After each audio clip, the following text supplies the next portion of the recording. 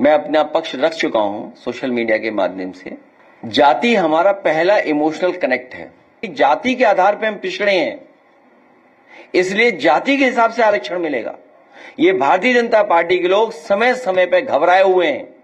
ये पीडीए की एकता से घबराए हुए हैं, बहुजन समाज की एकता से घबराए हुए हैं।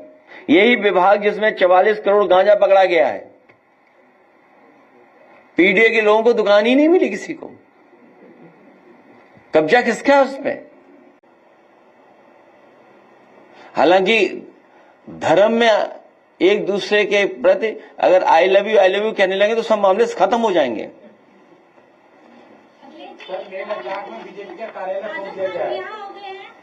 हम लोग हिंसा के पक्षधर लोग नहीं हैं, और बीजेपी के लोगों को भी हिंसा के लिए बढ़ावा नहीं देना चाहिए लोगों को।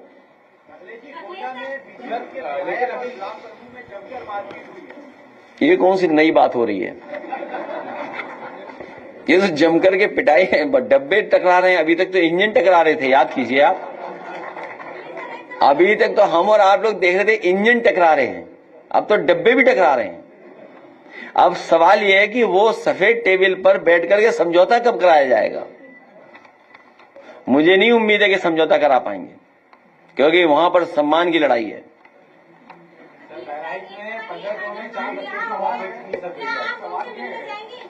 उत्तर प्रदेश में अब जाति का इस्तेमाल नहीं किया जाएगा। उत्तर प्रदेश सरकार ने आदेश जारी किया है आपको जाति के नाम के आंदोलन के विरुद्ध का। इसको आप किस तरह से देखते हैं? क्या आप ये ने इसमें कहा है कि इसलिए इसमें रोक लगाई है ताकि लोग अपना हक न मांगे? वैसे मैं अपना पक्ष रख चुका हूं सोशल मीडिया के माध्यम से। जाति हमारा पहला इमोशनल कनेक्ट है, और जो भी आरक्षण है यहां पर वो जाति के आधार पर है।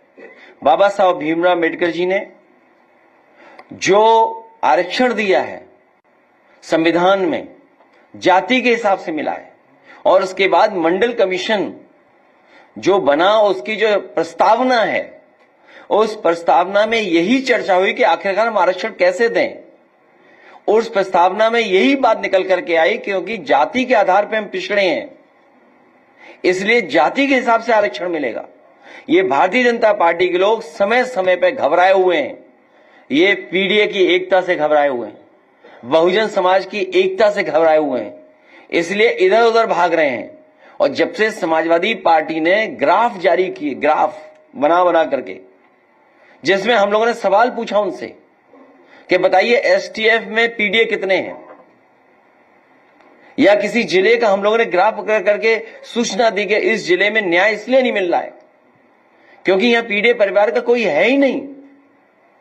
कोई विभाग उठा करके देख लीजिए आप, यही विभाग जिसमें 44 करोड़ गांजा पकड़ा गया है, पीडीए के लोगों को दुकान ही नहीं मिली, किसी को। कब्जा किसका है उस पर?